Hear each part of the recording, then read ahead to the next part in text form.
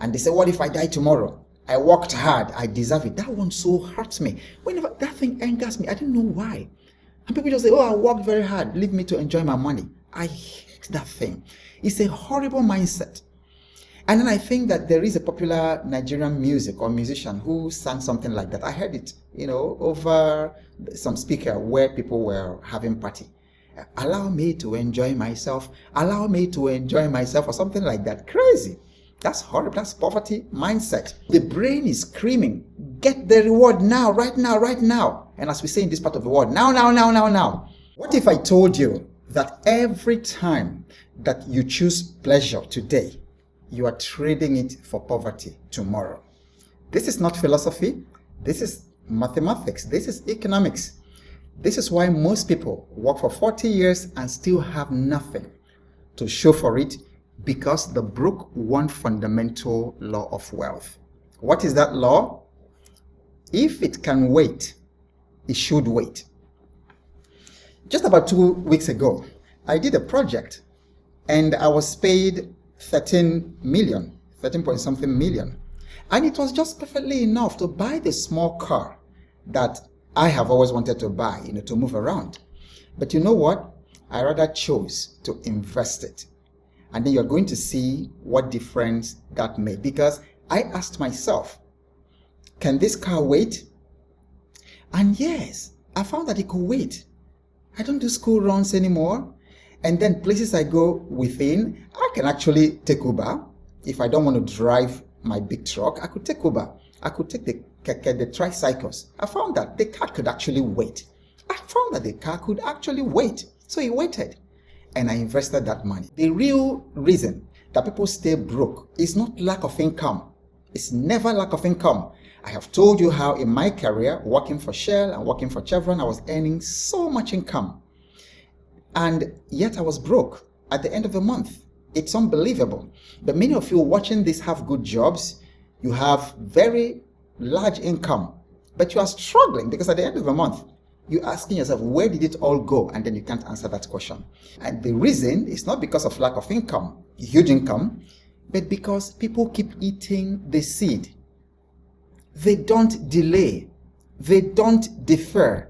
They don't invest. Even as you're listening to me, I'm sure you're seeing yourself in this picture. You don't defer. You don't delay. You don't invest. And then you're wondering why things continue to be very difficult, financially. So that is number one law of wealth. That if you violate it, it's very, very unforgiving. You don't have a spending problem. You have a waiting problem. So most of us don't have spending problems. We have waiting problem. And waiting is the doorway to wealth. I usually like you to type this aha moment, when you get it. So you can type it in the comment section. Waiting is the doorway to wealth. And so if you look at many cultures, before consumerism took over, because consumerism is reigning everywhere. You go online, you go as you're driving past the supermarket. Consumerism all over the place. Before that time, you saved for your first house. You remember, some of you who had uncles or bigger brothers in the 70s, remember when they started working, the first thing was to save for their first house. You waited till marriage to have physical intimacy. In those days, how dare you? But today, people are dating, and dating means that they actually have everything in this instant generation. And I remember in those days, you waited for 5 to 10 years to master a craft. So in the Igbo culture, we used to have this boy thing. In those days, apprenticeship system. And that apprenticeship system created multi-billionaires. In those days, people would go and serve a master for 7, 8 years, sometimes up to 10 years. But today, you take a boy to learn a craft under you. Within 2 months, he's either already committed crime or stolen your money or something, and then they run away. Nobody waits anymore. People don't do that anymore. You have buy now, pay later. Those things weren't there. Flex now, suffer later. But here is a dangerous truth. Whatever you fast from now, you feast on later. Whatever you feast on now, you're going to fast from that later. Imagine this. So someone gives you two options right now. So the person says to you, here is $1. Take it, spend it, enjoy it right now. Can even be $100. Take it, spend it, enjoy it right now. The second option is wait, don't touch it. Let me help you grow it slowly over time. So if you wait long enough, maybe 10 to 20 years, that same $1 can become 1 million. So people are giving options every day, all of us. Take the $1 today, spend it, or wait for 20 years, and then I will give you $10 million. That's what the universe constantly gives people every single day. Now you think that the smart choice is obvious, but there's a twist. Most people every single day choose option 1 without even knowing that that's what they are doing. That is the scariest and the most troubling part of it. Most people choose option 1. They say to the universe, give me that $1 right now. I don't want to wait for $1 million in another 20 years. And then you have even mindsets in certain cultures that say, no one knows tomorrow. I can die tomorrow. So let me eat the one I can find right now. And that's just a dangerous poverty mindset. Because if you're actually wealth-minded, wealth is not just about you. You are thinking about generational wealth. Yeah, you might not be there tomorrow. But how about the people who will be there? How about people you're leaving behind? Who will be there? That philosophy is so destructive, and it's a poverty mindset. Now, why does it happen? Why is it that people always often choose the $1 now instead of the $1 million later? It's because of the way the human brain is wired. So the human brain, especially the tired, pressured, overstretched human brain, is built for right now thinking. I need that food now. You remember Esau? Give it to me right now. I'm dying, and then you're thinking about birthright. That's a classical $1 now versus $1 million. The Esau Jacob story. That's classical $1 now versus $1 million later. And then we can see the difference. Over 4,000 years, we can see how it's played out. Nobody knows Esau. Talks about Esau. No generations, nobody alive today is traced to Esau. But Jacob's descendants are still there, because one said, okay, I'm not going to take $1. I'm going to take birthright. I'm going to take $1 million.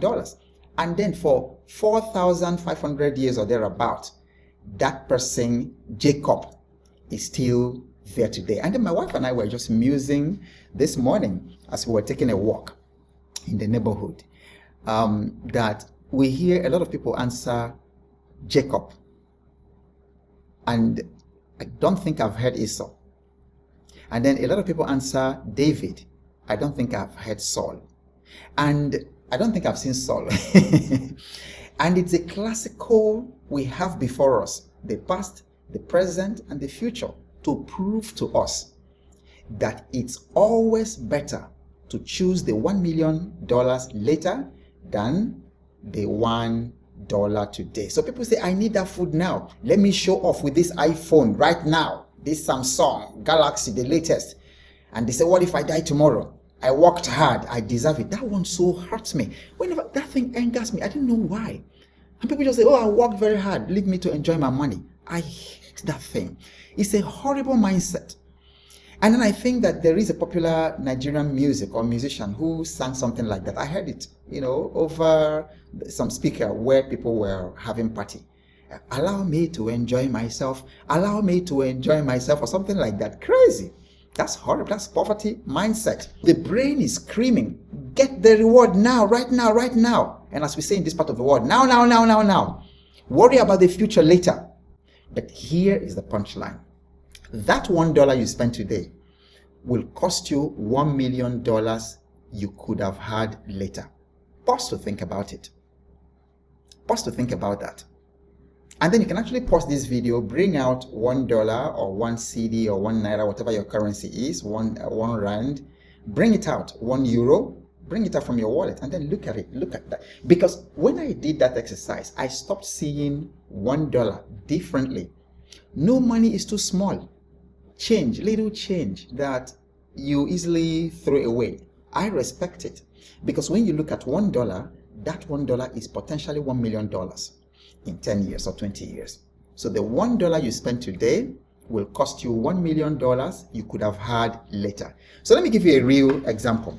I want you to think about, let's say you spend at the end of every month, you can put your own currency. So some of you are watching from the UK, from the Bahamas, from different parts of the world. You know, I see you all. Let me just use the number, but put your currency behind it. It doesn't matter, it's the same thing. Let's say every month you spend 20,000 naira on snacks, and a lot of people spend more than that on snacks, okay, or gadgets.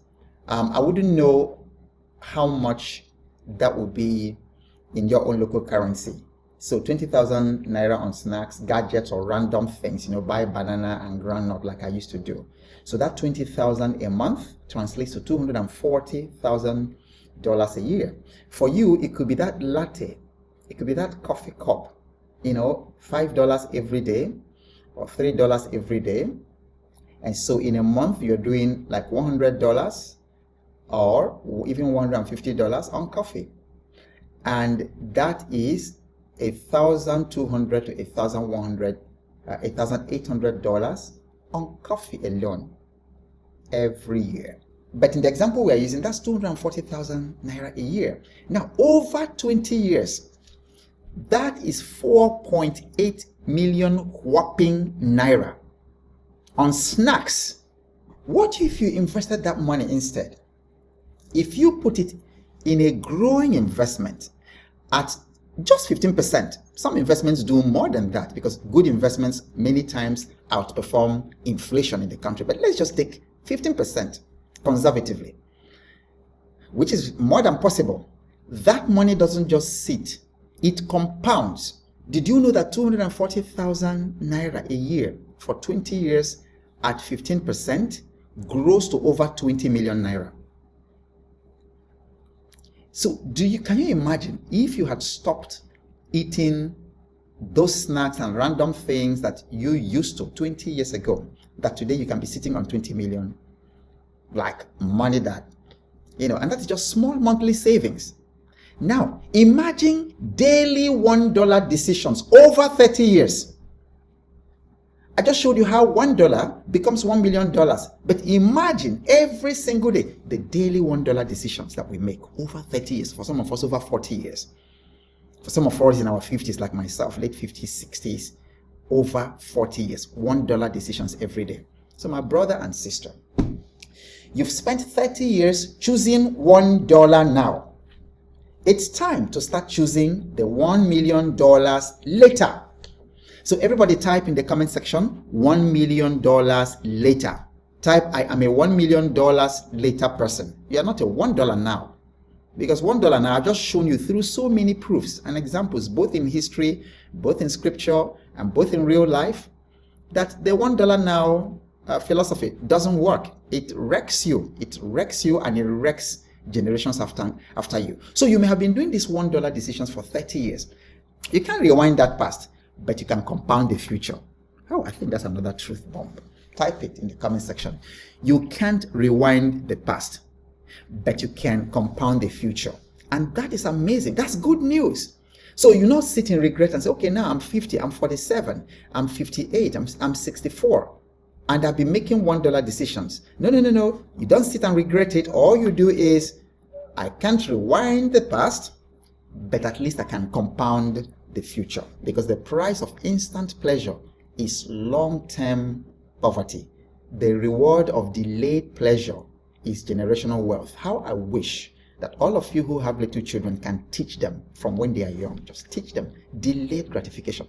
That word or that phrase or those two words should be carved on wood or something, or just written boldly if you have little children growing up, and placed at strategic places in your house. Delayed gratification. That thing will make them wealthy. Delayed gratification is not deprivation. It's not deprivation. It is a wealth strategy. It's how you get paid twice for one sacrifice. That's delayed gratification. And the amazing thing I have discovered, all the cultures I've ever come in contact with, every culture I've ever come in contact with, around the world has that as his core, because I believe that, man was created in abundance, and we all have that seed of abundance in us, but we've lost it. We've lost the abundance consciousness, and then the scarcity looks like it is the default, but all of us have it. And so sometimes you go even to the let's say primitive cultures, for lack of a better way to put it, you will see that every tradition teaches delayed gratification. Whether it's Jewish, whether it's Islamic, whether it is African or Asian. I have so many Asian friends and I have Asian family right now. They all teach that waiting is wisdom. Type in the comment section, waiting is wisdom. But it's only modern culture that mocks patience. Yet the whole wealth is hidden in patience. Let's talk about the process. How do you practice delayed gratification in a world that glorifies now? How do you practice delayed gratification in a now culture that we are living in? So I'm going to offer you 4 ideas, 4 very practical and powerful ideas that you can use to implement delayed gratification at any age, from any background where you are. Implement this, because it hurts me, when I go out and I see young people who are making so much money. The electricians who come to do repair works, the plumbers who come to do repair works in the estate, these guys make a kill, but they are so poor. They don't live rich. They make a kill every single day. I don't know what city you live in, but if you look for plumber, so in some parts of the cities, you will sweat before you can find a plumber, because they are very busy and they're well paid. And then once your sewer system is blocked, you can't do anything, and therefore you call them. And when they quote a price, you give them, because you can't leave your house in that. The point I'm making is that these people make a lot of money, but when you go to where they live, in fact, that day as he finished repairing and he was going, I said, "Do you have account in the stock market? Do you have it?" He said, "No." That he just has a few, some little money in savings. That's it. For all these years, and that guy must have been working for at least 15 years doing this work. Why? Delayed gratification. So how do you practice it? Number 1, pause every purchase and ask, is this a need or an ego trip? That's what I did with that car. I wanted that car, but I paused it. I had the money, that bulk money, and I paused it, and I asked myself, and in fact I've actually told somebody, order the car as it was, but I paused. Is this a need right now, or is it an ego trip? That's important. That's an important first step. If you rush to buy it, that money goes. But pause. Even if it's for 24 hours, sleep over it. The next day, the pressure to buy that item may not be there again. That's how right now my investment is 30 million richer than if I had bought that car. Number 2, tie every spending to vision. So before you buy, ask yourself, is this spending building my future, contributing to it, or removing from it? So don't buy what doesn't build your future. That's number 2. Number 3, create a 30-day wait list. Write it down, revisit after 30 days. You will discover that if you have this wait list, something just comes up, okay, I need to buy this, I need to buy this gadget, I need to buy this phone, I need to buy, and then you list all those things. You put them in a 30-day wait list. Keep the money, put it in the wait list. This is what you'll find out. At the end of the 30-day wait, sometimes you won't even reach the 30 days. Within 7 days, you will know that 80% of the things in that list won't matter. And the ones that matter, you spend to get those things. And then number 4, reinvest pleasure into purpose. Reinvest pleasure into purpose. Turn cravings into contributions. Turn cravings into assets, skills, and capital. Why? Because every dollar you delay today could buy you freedom tomorrow, but only if you wait. So the wealthy wait for the right deal. The poor people rush into every discount.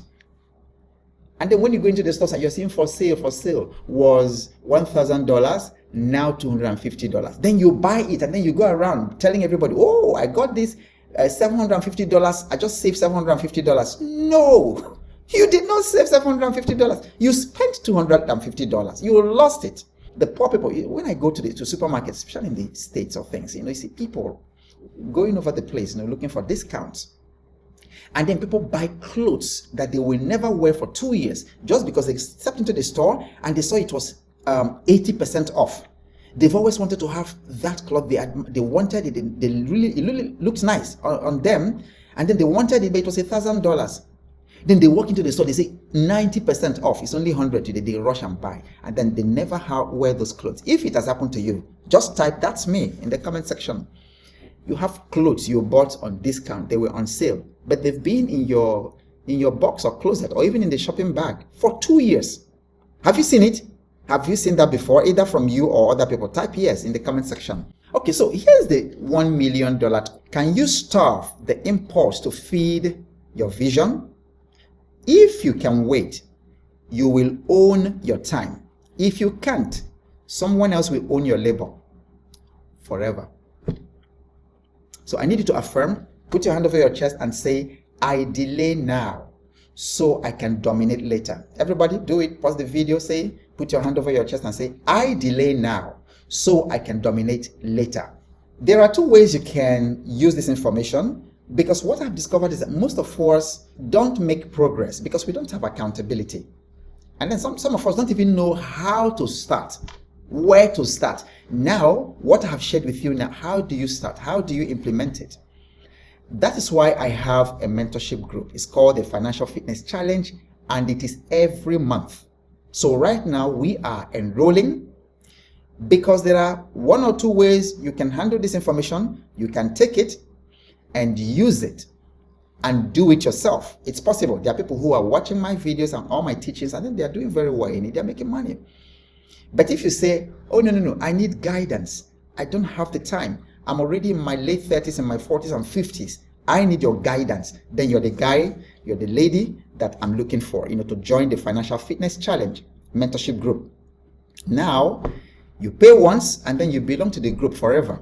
There's no better deal. In the Financial Fitness Challenge, we train you to build wealth from mindset to a bank account, because you have to build it here first. Like I teach my mentees, that the money is primarily in their mind, not in the market. And because people think that the money is in the market, they lose so much money because they go straight into the market. They've lost money in the market, lost money in all kinds of investment, lost money on things they don't understand, because you don't invest in what you don't understand. All right, so join right now. You can be in that group like within 5 minutes. So what you need to do, the standard fee for the Financial Fitness Challenge, my mentorship group, is $125 or 125,000 Nigerian naira. Pay attention.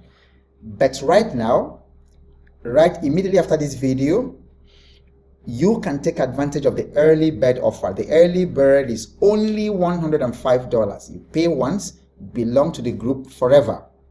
No better deal in place, or 105,000 Nigerian naira. So what you need to do right now, pick up your phone and then text, send me early bird payment details to this WhatsApp number. I'm going to call for you, +234 8088 000 111. So let me take it again, +234 8088 000 111. All right, you can get started in the next 5 minutes. That group is busy and is filled with a lot of wealth-minded individuals, people who can afford to pay to play, people who can afford a little token to build their future. So when you are in the room with 150, 200 like-minded people from different parts of the globe, we have people from everywhere, from the Middle East, from Asia, from United States, from Canada, from the Bahamas, everywhere in that group, from different African countries. So it's a very, very rich community. And whatever happens, keep showing up, because you never know what's coming your way next. And I will see you in the mentorship group.